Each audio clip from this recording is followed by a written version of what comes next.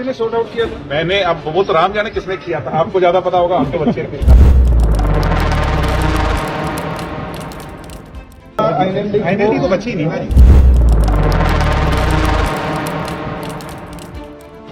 Threat देने वालों को थ्रेट आ गई। थ्रेट आ गई। थ्रेट देने वालों को थ्रेट आ गई। ये तो हमने पहली बार सुना है। और भाई धमकी देने वालों को भी कोई धमकी दे सकता है, ऐसा तो हमने कभी सुना नहीं था। और पुराना कोई हिसाब किताब पेंडिंग होगा किसी के साथ, इन्हीं के यार दोस्त हैं सभी। किसने दी हो? पहले भी ऐसा हुआ? पहले ऐसा हुआ ही था एक बारी, वो जब बाला साहब की सरकार थी तो दाऊद का थ्रेट आ गया था। तो अभी अजय सिंह जी ने सॉर्ट आउट किया था। मैंने, अब वो तो राम जाने किसने किया था, आपको ज्यादा पता होगा, आपके बच्चे ने। हमने तो अखबार में पढ़ा था, अब पता नहीं, तो इनका ही यार दोस्त है। क्या ठीक मानते हैं ये नहीं हो सकती है या फिर वैसे अफवाह? भाई हम तो ये सुना करते हुए अभय सिंह जी तो डराते हैं, धमकी देते हैं, उनको भी किसी ने दे दी तो वो तो कमाल का ही आदमी है। कलयुग में अपने आप में एक जो है ना कहानी है। आईएनएलडी हमेशा एनडीए का घटक रही है, लेकिन इस बार आईएनएलडी तो बची नहीं ना जी। आईएनएलडी का क्रक्स जो है, आईएनएलडी के मूल रूप से चौधरी देवीलाल, आईएनएलडी क्या है, चौधरी देवीलाल जी की विचारधारा से, और उस विचारधारा से निकले हुए लोग सब एक पार्टी, जननायक जनता पार्टी में शामिल हो गए। अब पीछे कौन है, पीछे कौन है आपको पता है? जो आईएनएलडी के नेता चौटाला साहब को गंदी गंदी गालियां दी, याद है कि नहीं? ये बादली वाला नरेश शर्मा, ऐसे कितने एग्जाम्पल हैं जो चौटाला साहब को अभद्र भाषा में सीधे तौर पर कहूं गालियां दिया करते थे। विधानसभा में हमने सुनी हुई, हम पीछे गैलरी में बैठते थे और वो गालियां दिया करते थे। नफे सिंह राठी, कौन है नफे सिंह राठी? प्रदेश का अध्यक्ष है। वो कौन चौटाला साहब के बारे में क्या क्या कहता था, हम कह भी नहीं सकते। शर्म आती है ऐसे लोग आज उनके पदाधिकारी। तो फिर कहां से, मूल रूप से जिस पार्टी की आत्मा ही मर चुकी हो, वो क्या आ गया?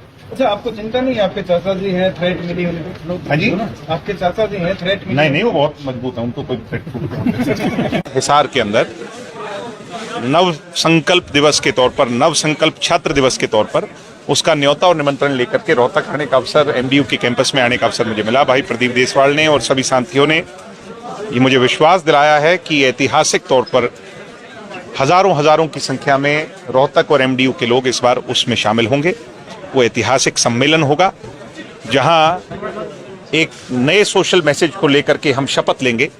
उसके साथ साथ स्टूडेंट इलेक्शन की बात हो और छात्रों के मुद्दों को वहां से उठाने का काम करेंगे। भाई दुष्यंत सिंह चौटाला जी उस कार्यक्रम के मुख्य अतिथि के तौर पर हम सब नौजवानों को एक नई दिशा देने का काम करेंगे। उसका न्योता लेकर के हाजिर हमारे। अच्छा, जब विपक्ष में थे आप लोग तो इनसे अपनी बातें मनवा लेते थे सरकार से, अब भी मनवा लेंगे। नहीं, आप नहीं, खास तौर पर छात्र संघ जो चुनाव, देखो ये तो फिर आपने, ये तो सर आपने फैसला ही कर लिया कि हम नहीं मनवा पा रहे। क्या आप बताओ, क्या नहीं मनवा पा रहे? छात्र संघ चुनाव का सबसे प्रमुख मुद्दा है। ऐसे एक बार हुए वो भी अप्रत्यक्ष तौर पर। सर मैं वही कह रहा हूं कि एक बार हुए, उसके बाद सरकार ने कहा कि कहा नहीं, फिर तो कोरोना ही आ गया 2 साल।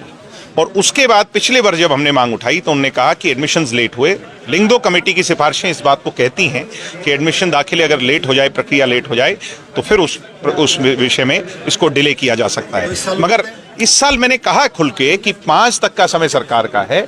अब सरकार में बैठे लोग, चाहे वो हमारे हैं, चाहे वो भारतीय जनता पार्टी के हैं, या सरकार में जो एडमिनिस्ट्रेटिव लोग हैं, इस बात पर गहन चिंतन और विचार कर लें और इस पर जल्द फैसला कर लें, उससे पहले कि स्टूडेंट्स, क्योंकि वो दिग्विजय का फैसला नहीं है, लाखों स्टूडेंट्स का फैसला है कि अब बड़े आंदोलन को जन्म देना पड़ेगा। अच्छा, एक नया गठबंधन आया देश में इंडिया नाम से। आपने बात भी की कि हरियाणा में परिस्थितियां बदलने वाली है। हाँ जी, आपने बात भी की इसी पर। राजनीतिक परिस्थितियां देश में बदल रही हैं, प्रदेश में भी बदलेगी। आने वाले समय में और बदलाव होंगे। तो ये चलता रहता है, बदलाव प्रकृति का नियम है, राजनीति का भी नियम है। जो लोग कुछ समय पहले मैंने जैसा कहा गठबंधन पर चर्चा कर रहे थे, आज अलग विषयों पर चर्चा कर रहे हैं, कल को और विषयों पर चर्चा हो।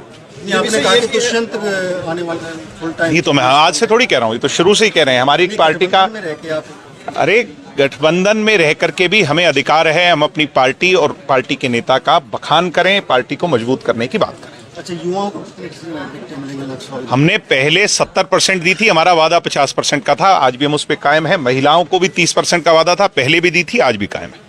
तो बुजुर्गों की छुट्टी मतलब 70+30 हो गया। क्या उन 50 में महिला नहीं हो सकती जो युवा हैं? ये तो फिर आपकी मिस कैलकुलेशन।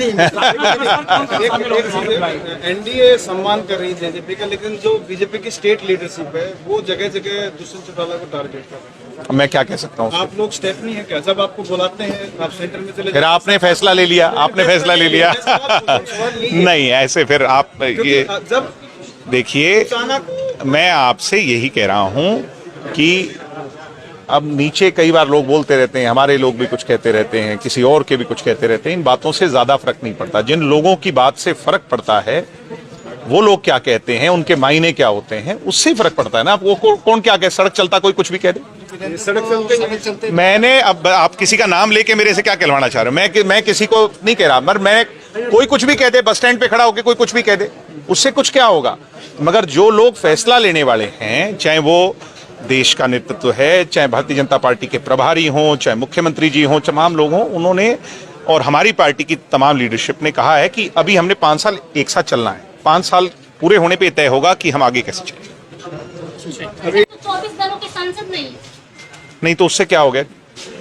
सांसद नहीं है तो क्या हो गया? सांसद ना होने से उन दलों की लोकप्रियता या वो दल क्या काबिलियत रखते हैं, क्या डिफरेंस मेक कर सकते हैं? जिसका हरियाणा में सांसद नहीं जननायक जनता पार्टी का, उसके 19% वोट हैं। आपको पता है इस बात?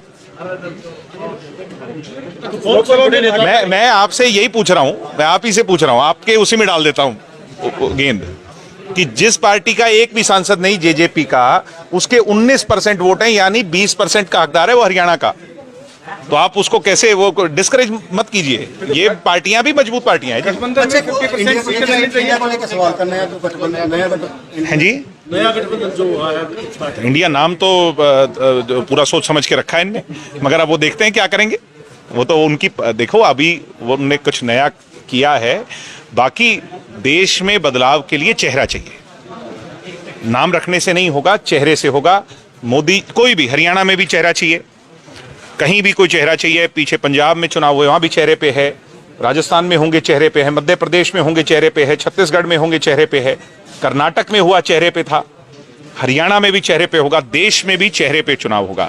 अब हमारा पॉलिटिकल सिस्टम पहले से कुछ बदल रहा है, चेहरों पे चुनाव होता है, चाहे वो छोटा चुनाव हो या बड़ा चुनाव। 6 तारीख को कितने बड़े नेता, कौन बड़े नेता सामने? अभी हम निमंत्रण दे रहे हैं, आपके सामने जैसे ही फाइनल हो जाएगा हम रखेंगे। अभी दुष्यंत जी मुख्य अतिथि के तौर पर शामिल होंगे, बाकी लोगों के का जो है पता है। जेजेपी की 5 सीटों की तो दावेदारी होनी चाहिए। नहीं होनी तो 10 की चाहिए। किसी भी तरीके से मैं वायलेंस को, थप्पड़ मारने को एंडोर्स नहीं कर सकता, क्योंकि महिला समेत कईयों पे जो केस है। मैं ऐसा है कि मैं उसको भी एंडोर्स नहीं करता, मैं मारने को भी नहीं कर रहा। और जो है रिजेंटमेंट लोगों की होती है वो किससे होगी? जिससे उम्मीद होती है। जिससे उम्मीद ही ना हो उसको कौन थप्पड़ मारता है? जिससे को उम्मीद हो, अगर कोई परेशान हो गया हो, कोई कारण रहे हो, तो अब भी उसको मिल बैठ के सुलझा लेना चाहिए। महिला है, महिला का हम सब सम्मान करते हैं। कोई उत्तेजित होकर के गुस्से में अगर कोई गलत कदम उठा लिया तो उनको आपस में बैठ करके इसको एमिकेबली सुलझाना चाहिए। ऐसा ही होना चाहिए। आज तक भी हुआ है, बड़े बड़े लोगों पर जूते उछाले गए हैं, शाई फेंकी गई हैं, नेताओं पर, बहुत बड़े बड़े देश के नेताओं पर इस तरह के हुए हैं। मगर नेता वही जो दिल से इस तरह की बातों को भूल जाए और निकाल दे।